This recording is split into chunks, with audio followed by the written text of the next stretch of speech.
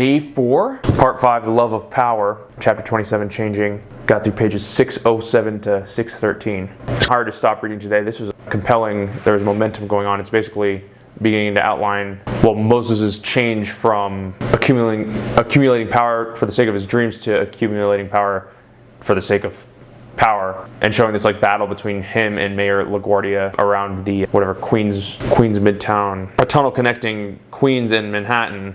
What is it called? The Queens Midtown Tunnel. Their battle over that, and what it looks like when he's up against another power player, someone who's like cunning and understands whatever control and power to an extent that he was able to like thwart Moses. It seems like, well, I'm assuming because it looks like on the map the tunnel got built. So it looks like LaGuardia won, but I'm only a few pages in. But yeah, one of the takeaways, the first one, is that it feels like war. Like there's deception, sabotage, ruthlessness, speed, blitzkrieg. These are all themes that are present in this outline, and it's this battle between Moses and LaGuardia. Moses trying to circumvent LaGuardia's plans to have this project built to receive like the federal funds that are going to be allocated to it. I might not be understanding that right, but yeah, he got these federal funds to be able to build a tunnel. But yeah, that's his takeaway. It's just like it's this battle, and anything goes. Like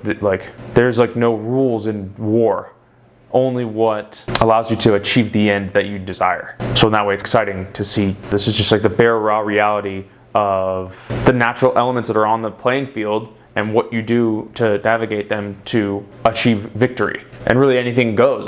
There is an infrastructure of law in place, but that law is created by men. In a lot of cases in New York, men like Moses, the legislation is created by men. And so in a way, it's just another tool of warfare to manipulate the playing field. But ultimately, at the end, there are no real rules. It's whatever you can do to win. And then bring it back to the point that started this chapter. Moses had engaged in this proverbial warfare, always with an end in mind of bringing his dreams to reality. But for the first time, he had no explicit dream to build a bridge or a tunnel connecting Manhattan and Queens. He just wanted to be the one overseeing it. But he had become like a master at his tactics by this point, and so he was using them to gain this control rather than like using them to create something that he had a conception of prior to this being like put out into the ether. And then another thing that I'm starting to really understand more about is the infrastructure of government and how money is dispersed, starting from like the federal level. This feels like sort of like a dense topic, but I'm starting to understand the flow of how it works, and even just the way that Moses understands that money is a key to power. The wellspring of money is coming from the federal government, and so whatever he could do to become the gatekeeper from that source to then its dispersion or whatever within the city, like he's the toll man in a weird way, is how he works to position himself. So just trying to understand that infrastructure more. I guess the other thing, another point that I think Caro is like building up to this and showcasing it throughout the book is that a couple things. Probably the most concise way to put this is this book, in a weird way, is a meditation on the human principle that character is fate. I love what Caro says throughout his work.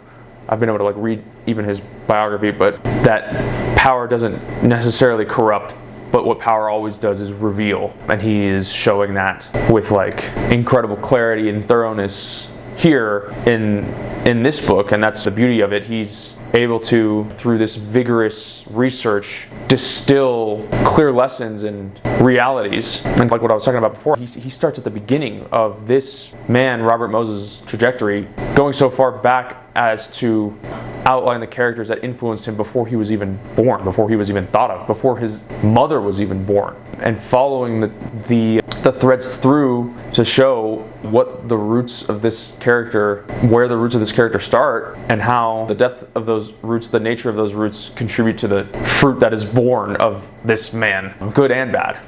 And so that's just such a beautiful, thorough, and valuable service that this author has done. And I forget who the quote is, but I think it's James Joyce maybe.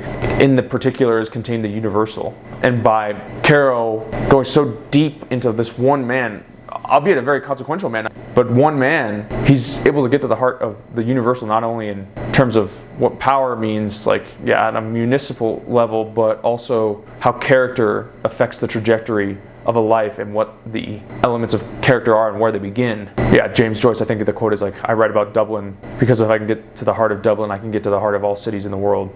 In the particulars contain the universal, something like that. And that is just illustrated in this book, The Power Broker, I think beautifully. And I can see why it is hailed as a masterpiece for a lot of reasons, but that being one of them.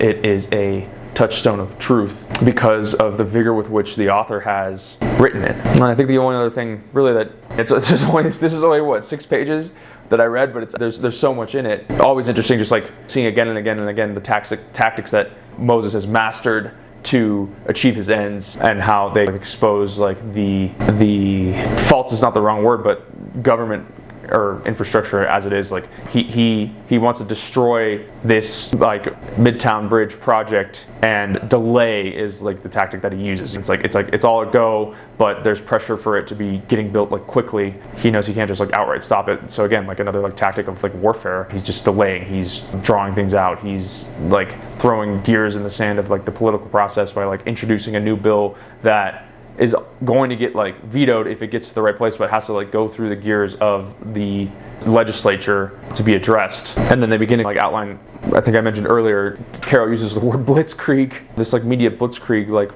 Robert Moses like works in secret. This is for like, I think a separate thing, but for him to be able to like get in control of this insane public works administration funding that Roosevelt, through the mechanics of the New Deal, is getting ready to dole out like something like $300 or $800 million or whatever for public housing. This is where they start to talk about Moses never really cared about public housing. He just cared about parks and the roads that enable people to get to parks. But now that this money, the money that was like being given out by the government that could be allocated towards things that are more in that realm, is like drying up. But this new source of money is public housing. Now Moses wants to get out in front of it and be the one in control of that, so that he can just do what he wants. And the tactics that he uses to try to like convince the public and powerful players within the public, because LaGuardia created this authority separate from Moses that was consisting of people that he could only control directly, like friends of his, like businessmen that he could control, so that he knew that like Moses would not be able to like influence. So Moses like tries to circumvent him by putting on this like presentation about why parks and roads and public housing are all like intertwined, and he just like creates this mirage around it so that he can like make the argument to like convince the public and powerful public players to like give him control over the funds that are ultimately supposed to go towards public housing. But yeah, what made this part of the chapter or the few pages so compelling is like literally like day to day the speed with which he does this. He hides his plans, that he has put together this whole like presentation to try to like convince people that his plans for the way that public housing should be created and structured and built are best, but he keeps it close to the chest until the last moment. Then he like puts on this like presentation essentially in front of like 200 of New York's most like influential realtors and people, and is planning to have it publicly broadcast. And LaGuardia literally somehow finds out about this like the morning of, like goes behind him, uses some influence that he has with the radio station, not only to tell them not to broadcast it, but to like tell the guys who are there at the auditorium to pretend by giving like Moses a thumbs up when he's like looking at them that the mic is working and everything's going well, but really he's like not broadcasting it to anybody. So that type of just like, yeah, deception and the speed with which things happen. Obviously Moses was like building up to the point, working behind the scenes to create these presentations and like plans to convince people that he should be the one in control of this dispersion of federal funds and how they get allocated within the city, but that it all comes to a head in a moment, and it's like the moment to strike, and how LaGuardia sabotages Moses during his strike, during his blitzkrieg. That's the words that are used in the book. So yeah, just a fun chapter. Like the momentum is going. I'm already running behind, but yeah, that's day 4. We'll keep it ripping tomorrow, and I'll catch you on the next page, baby.